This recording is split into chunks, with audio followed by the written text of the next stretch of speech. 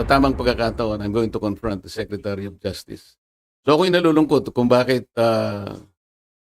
ginawa yun. Nagpahayag Naku. ng gano'n ang ating Secretary of the Department of Justice. At yun naman ang ginawang basihan ng ating Senate President na hindi nga niya pwedeng pirmahan yung aking sulat.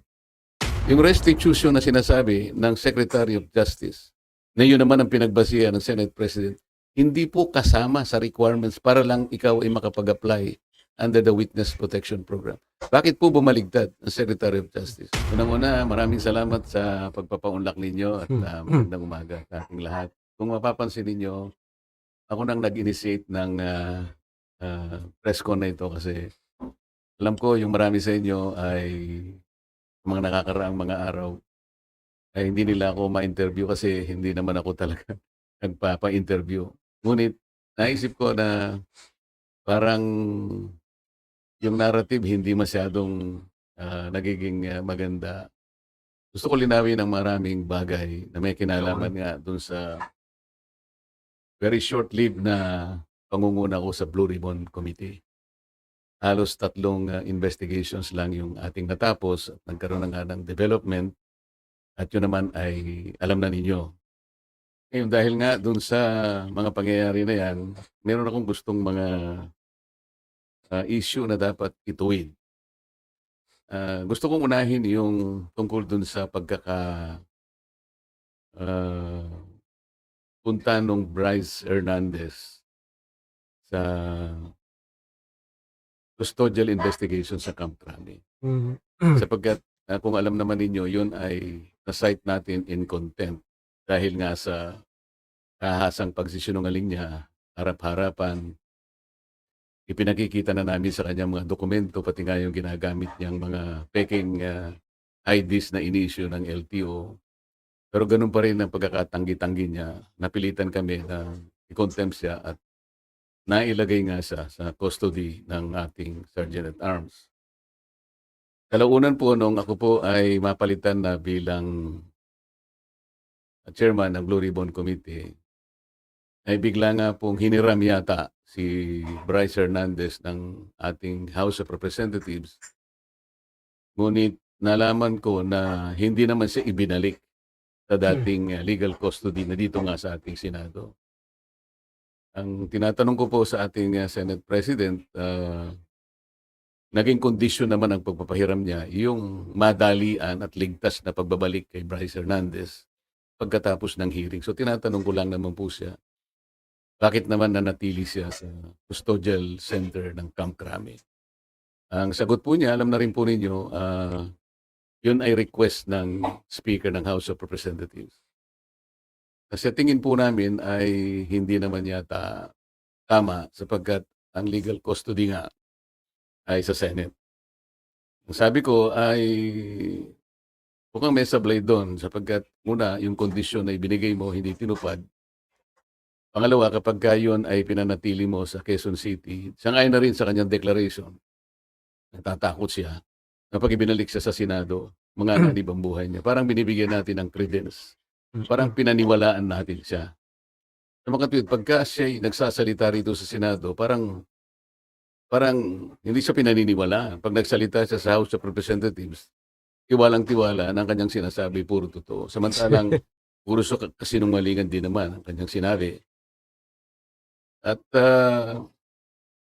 nung kami magkaroon nga ng konting huddle nung bumaba siya sa session hall, sinabi ko sa kanya, Mr. President, dapat naman sana nakonsulta mo naman ako kung siya ay tuluyan mong ilalagak sa pangangalaga ng custodial center ng Quezon City. Bakit ko naman gagawin? Sabi niya, ako naman ang Senate President. Naku. Nakalimutan po niya na meron po tayong tuntunin sa Blue Ribbon Committee. Ito po ay nasa Article 6, Section 6, Paragraph C ng rules ng Blue Ribbon Committee. Kailangan po malaman ninyo.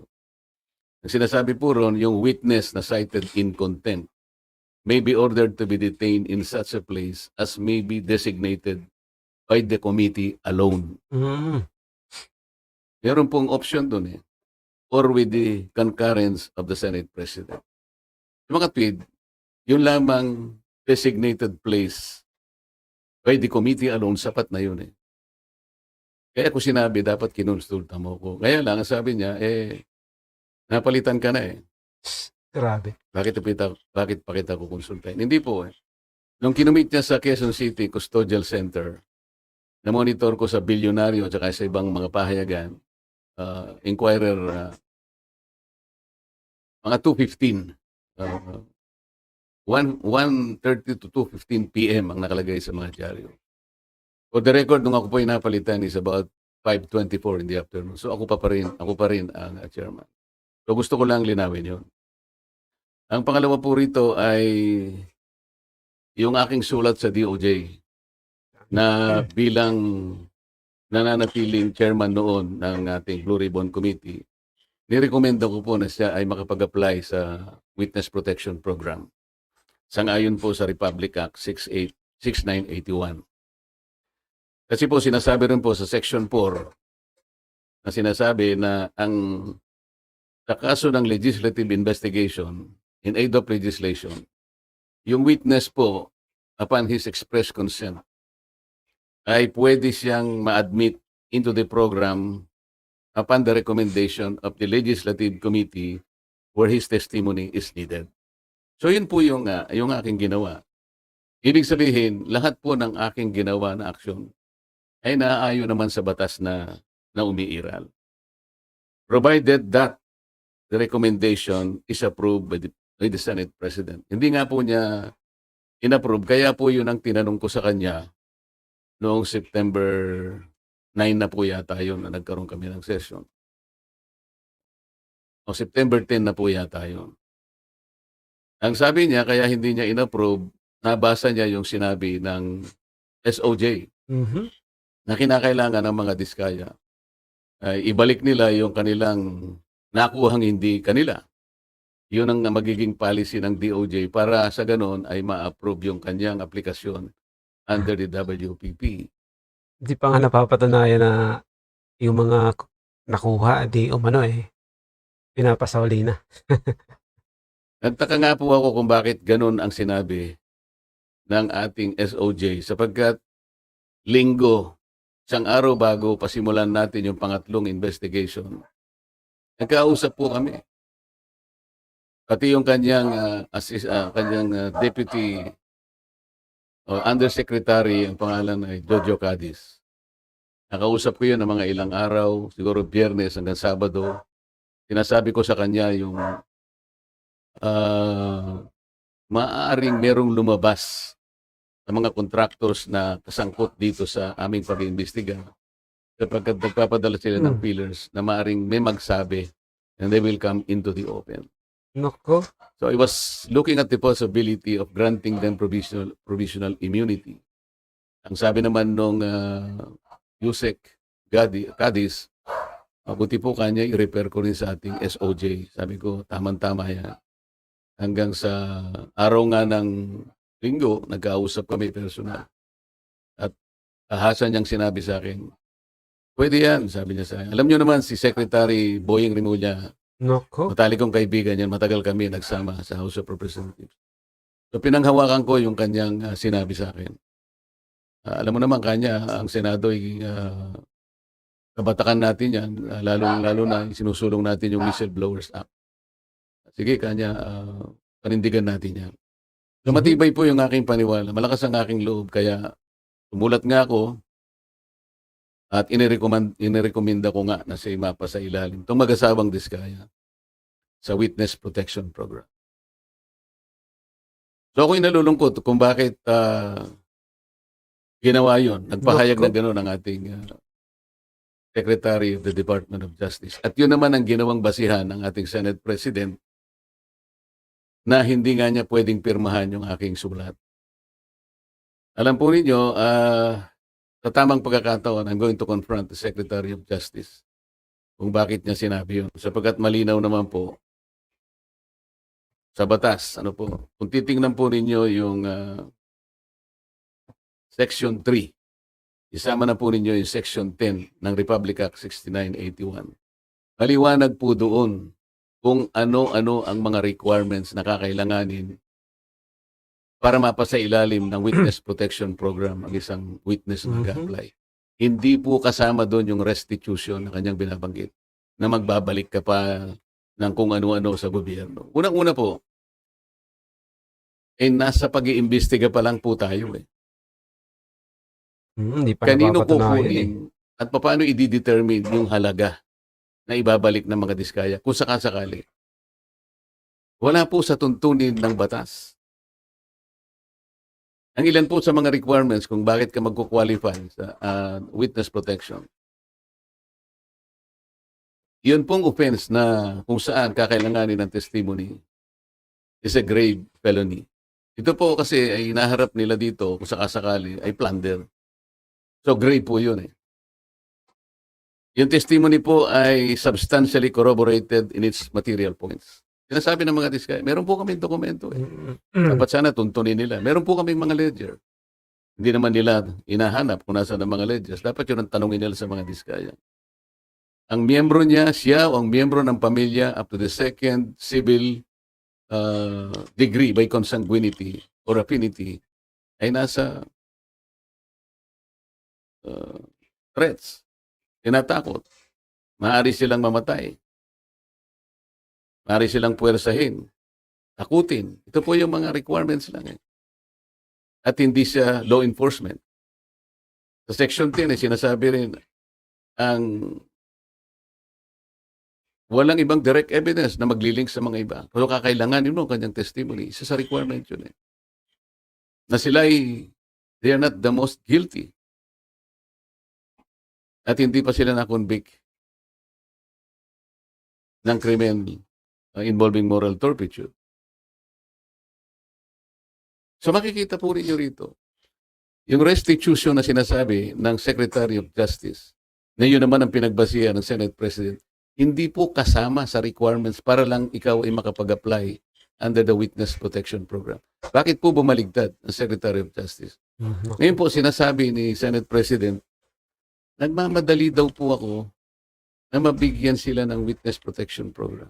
Yun po yung sinasabi ng batas eh.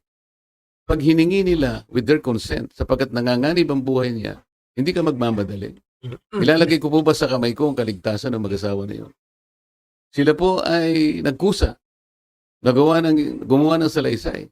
At kung malalagay ang kanilang buhay sa alanganin, sa peligro, sa kamatayan, hindi ko hintayin na dumating yun. Gagawin ko yung katungkulan ko sa ilalim ng batas. Kung sinasabi nila nagmamadali ako, maaaring nagmamadali ako sapagkat yun ang kailangan para sila'y mailigtas. Sa dami ng pinangalanan na yan, dapat talagang magmadali dahil hindi mo alam kung sino yung maaaring gumawa ng hindi maganda sa'yo eh. Ilan ba yung congressman at saka opisyal ng DPWH na pinangalanan ng mag-asawang Diskaya? Napakarami.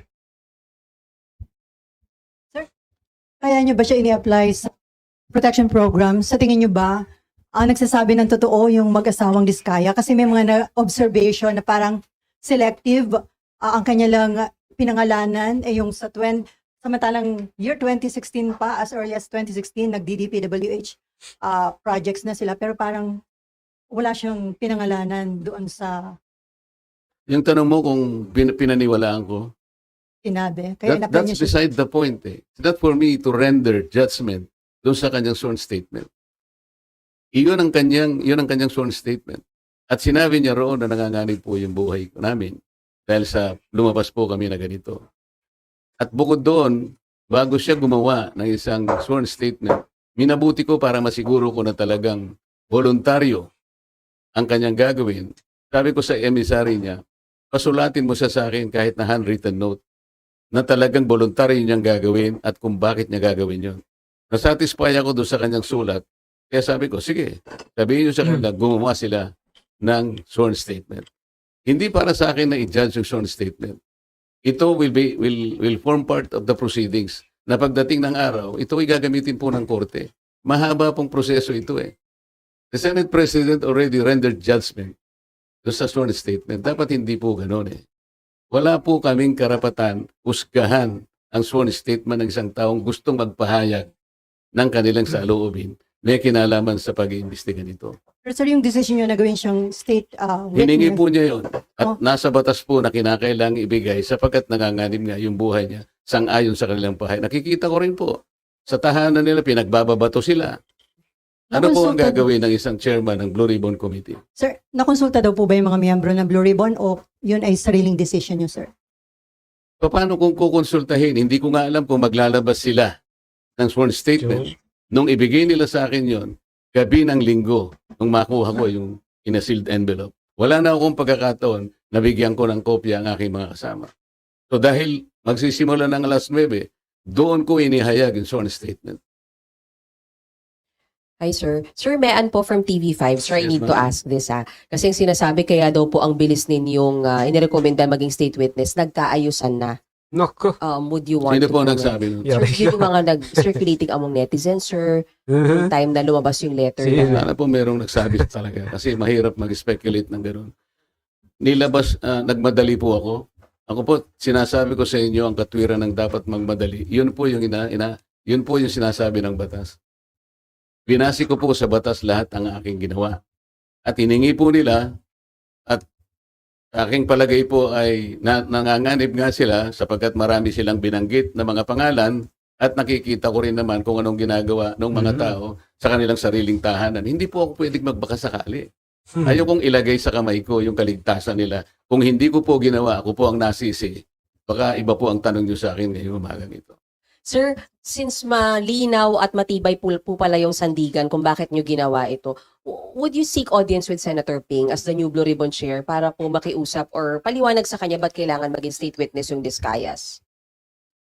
Alam ko po, alam niya ang tuntunin ng ating mga batas. Yun, Ang problema nga, madam, iba nga yung gusto nilang tahakin na pag-iimbestiga eh. Sinabi na nga nila na mali umano yung direksyon ni na Senator Marcoleta. po ay sinasaalang-alang ng batas. Hindi po ako naniniwala na hindi nila alam. Babasahin lang po nila yung Republic Act 6981. Nandun po yung mga provision. Sino-sino ang pwedeng mag-apply. Ang requirements po, sila po ba ay covered ng mga requirements? Sila po ba ay pasok to sa mga requirements? Alam po nila kung papasok o hindi. Hindi ko na kailangang pakipag-usap. Kung kinakailangan, bakit hindi? Ngunit, baka mamaya sinasabi nila, may pinagtatanggol na naman ako. Ang dapat po niyong mapansin ay ganito. Bakit po nila ginadjudge yung sworn statement? Wala pong sino sa amin ang pwedeng mag-judge. Not even the Senate President.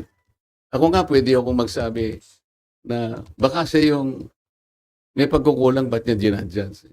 Sapagkat alam ko yung mga diskaya, kalaban ng pamangkin niya sa politika. Joe. Meron akong babanggitin sa inyo na mga ibang pangungusap na ginawa niya na kailangan po nating linawin din. Kaya ito ang dahilan kung bakit ko kayo pinatawag sa isang press con. Ito po mula sa ANC Head Start. Interview ni Ms. Karen Davila about the Blue Ribbon Chairman being a lawyer. Sabi po ni Senate President Soto, there is no such thing as a rule. Dapat abogado yun. Abogado ka nga, di ka naman magaling mag-imbestiga, di ba? Shackles, nakalagay. So useless.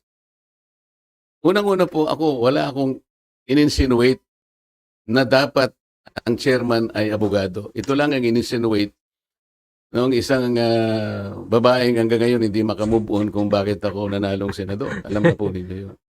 Pinipilit po ba nila sinabi ko ito? Hindi ko po sinabi ito. Pero sila nga po ang may pasaring rito eh. Abogado ka nga, hindi ka naman magaling mag-imbestiga, di ba? Saan po nila nakuha yun? Sino po ba yung magaling? Bakit tayo magkukumpara? Ito pa po sinabi niya, September 10, 2025, sa totoo lang, 1PH, Job Francisco, Chicky Verhel, Cheryl Cosim, SP Soto, may suspetsa na kami na inedit yung affidavit ng Diskaya. How can the Senate President say this? What is his basis for doing this? No? This is a serious charge. Sino po ang nag-edit? Ako po ba pinatutungkulan niya? Yung doon lang sa Camp Crame, sabi nyo sablay na binalik doon si Bryce. Pero ngayon nasa Pasay City Jail, you're okay with that, sir? Alam mo ako, hindi ako pala away eh. Ang gusto ko lang kasi, the processes of the Senate and the integrity of the inquiry will not be compromised. Ang legal custody nasa Senate. Ang kondisyon na binigay ng Senate President ibalik sa Senado. How come nag-relent siya sa request ng Speaker of the House of Representatives? Inconsequential yung request. The House of Representatives has nothing to do with the custodial authority of the Senate. Compromise tayo. Ngayon, nung sinabi nila na okay na ba sa'yo, nailagay na lang natin sa Pasay City. Para sa akin, okay na rin. The Senate is under the jurisdiction of Pasay City. Para lang ma-preserve natin, the semblance of authority of the Senate cannot be compromised in any manner. Yun lang ang point eh. Ang dami po nilang sinasabi rito eh. Very debut, September 14, 2025, via Twitter. Wala pang hearing ang Blue Ribbon. Ano ba nangyari? Malalaman natin sa Blue Ribbon kay Senator Lacson, meron siyang investigasyon ginagawa tungkol dyan. Ibig ba sabihin, will they investigate the Discayas kung ba't sila gumawa ng sworn statement? Yun ba yung gagawin?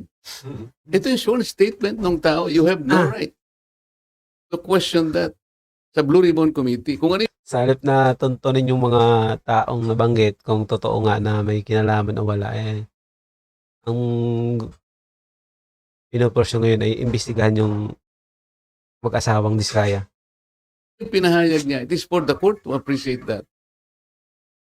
Pagdating ng tamang panahon. Pero para i-judge mo ito, para i-judge mo na inedit ito, o nagkabayaran dito, iba na po yung narrative nila. It is not good for the Senate na ganito po yung gagawin nila. Kami po, hindi ako nakikipagkumpara. Kung sino yung magaling. Kung sino yung gagawa ng tama, yun po yung tama. Yun po yung dapat nating gawin. Kahit kailan, hindi po ako nakipagkompetensya kung pag-uusapan yung pagganap ng tungkulin bilang isang senador. Ang Blue Ribbon, wala na hong obligasyon na i-verify yung veracity ng sworn statement ng isang testigo. Kasi di ba binibet po yun bago para tanggapin or hindi? Kasi pwede magamit ang Blue Ribbon kung nagsisinungaling po yung witness. It is for the court to appreciate that. Kami po, kung ano yung binigay nila, tatanggapin po namin yun. Yun po yung risk nila. Ang usapan dyan, kaya mo ilalabas yan, yan ang totoo. Yan ay yung sarili mong, voluntaryo mong ginawa. Sila lang ang makakapagpasya nun. At pagdating po ng panahon, nakakailanganin lahat ang pag-iimbestiga niya. Sa tamang panahon, ang korte lang po magbe-verify yan. Haharap sila sa korte.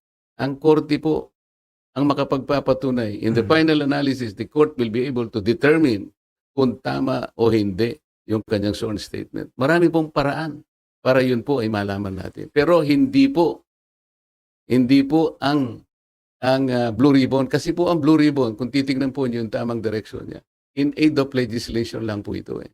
Pagdating ng araw, yan pong mga prosecutorial actions na yan, sa korte na po lahat pupunta yan. Kung makukumpleto po yung committee report, lahat po yan papunta na po sa prosecution at finally to the courts of law.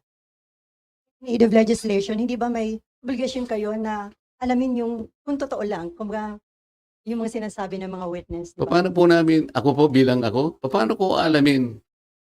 Sasabihin ko sa kanya, mali itong ginawa mo. Kami nga ang naging carrier sa kanila. Para lang tulungan ng Estado, para tulungan ng gobyerno. Kung ano po yung nalalaman ninyo, kasi hindi namin lahat magagawa ito. Kaya nga mayroong witness protection program. Sa akala nyo ba, mayroong magsasabi kung sinong mga senador at sinong mga congressmen ang sangkot dito kung wala kang gagamitin under the witness protection program? Tama. Sir, Ano yung in aid of legislation? Kung makakuha kayo po.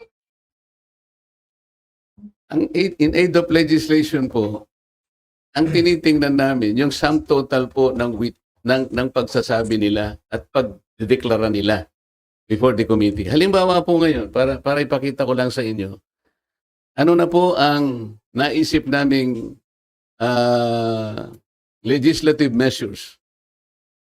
Sa 3 hearings po na nagawa ng Blue Ribbon Committee, halos 14 na po na legislative measures ang aming naiisip na i-propose. Unang-una, amendment to the Procurement Law, Republic Act 9184 as amended by Republic Act 12009. Ano po ang gagawin doon? Yung transparency and monitoring po, lahat ng mga magre-require ng digital geotagging, drone monitoring at satellite validation, kailangan na meron na po yan. May accountability and sanctions. Merong risk management na amendment po nitong ating procurement law. Number 2, amendment of the anti-graft law. Ito po ay mag-i-include ang additional penalty, perpetual blacklisting in case of corporations or entities involved in corrupt practices or plunder. Number 3, amendment to the contractors licensing law. Ito ng PICAB. Isasama dyan ang divestment requirement, conflict of interest, provisions and penalties. Ito po, yan. Number 4, amendment to the witness protection law. Ito pa lang po kailangan may amendment na po Number 5, amendment to the AMLA. Nakikita po ninyo pati yung ating mga casino ginagamit na laundry areas na po yan. So mandatory na pre-award vetting ng contractors, subcontractors for government infrastructure projects exceeding 50 million. At marami pa po ito. Amendment to the Securities Regulation Code, RA 8799. Marami pong dapat na ayusin dyan. Katulad po ng mga yung Securities and Exchange Commission will require sworn ultimate beneficial owner in declaration to set up beneficial ownership verification and blah blah blah. Pati yung PhilJeps, allowing SEC to coordinate with DPWH and PICAB. Number 7, ito po yung False Claim Act. Ito po yung writ of quitam na pwedeng gamitin ng isang ordinaryong tao ang kanyang power na siya na mismo ang maghabla. Dahil sa nangyari po na lalong lumaki po yung problema natin sa corruption. Imagine po ninyo, panahon ni Napoles, 10 billion lang ang pinag-uusapan natin. Anong nangyari po? Trillion na. Naging amateur po si Napoles. Ngayon po, 100 billions na po ang kinukulimbat sa ating kabangbayan. Grabe na. Kaya kailangan na po lahat ito. Number 8, Whistleblowers Protection Act. Susuportahan po natin ito. Number 9, Heavy Equipment Registration and Leasing Act. Number 10, kailangan meron po tayong Flooding Integrated Master Plan Act. Number 11, i-amend po natin ang Ombudsman Act. Kasi wala siyang masyadong ngipin. Halimbawa, i-amend natin ang Section 15 to include recovery or consideration made to any government official or employee regardless of the nature of their position, whether appointed or elected. Ito po yung isa pang maganda. Amend Section 21 that despite exception to the disciplinary authority of the Ombudsman, a recommendation for immediate action shall be made by the Ombudsman to the appropriate Ethics Committee in cases involving members of Congress upon establishment of the sufficiency of the complaint. Kasi sa present law ng Ombudsman, hindi po kasali ang members ng Congress. Number 12, amendments to the Government Auditing Code. Yung COA, dapat, wala pong ngipin ng COA Kung titignan nyo, Presidential Decree 1445, ang sinasabi diyan, kailangan preventive ang audit. O paano kayo makakapag-prevent po ng pagnanakaw sa mga ating mga projects at sa lahat ng gawain?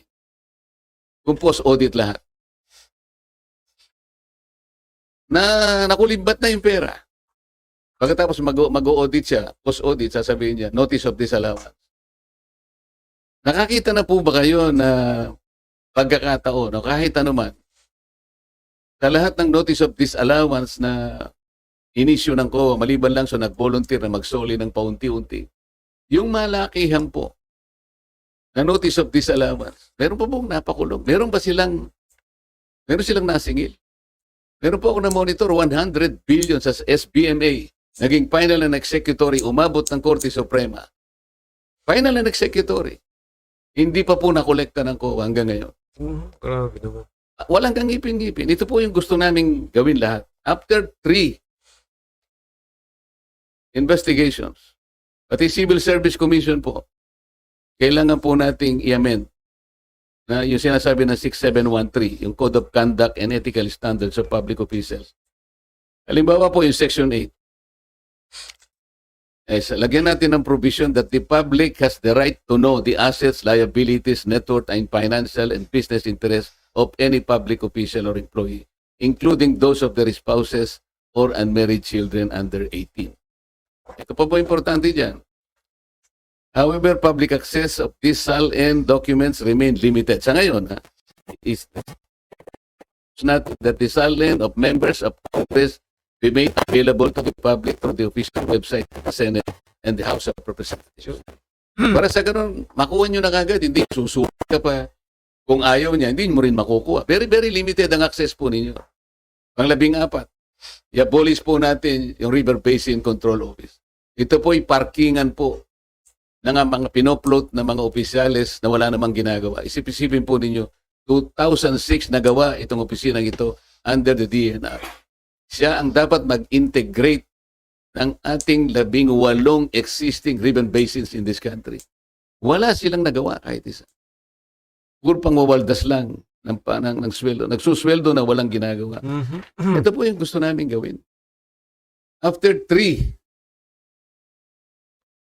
hearings, 14 na po ang measures na naiisip namin na dapat nating isulong para sa ganun itong mga nangyayaring ito. Kahit papano, ma-address na po nating lahat. Sabi po si Senator Ping na imbes na WPP, why don't we consider legislative immunity daw po muna para pwede pa rin mag-tell all the Discayas and other witnesses pero hindi magagamit to laban sa kanila. Sayang naman yung batas, di ba? Ba't natin ginawa yung batas kung hindi natin? Okay lang yung sinasabi niya, pero ito, batas na ito eh. Wala namang kasigurahan yung legislative custody. Samantalang ito, batas na umiiral. Ba't hindi natin paganahin?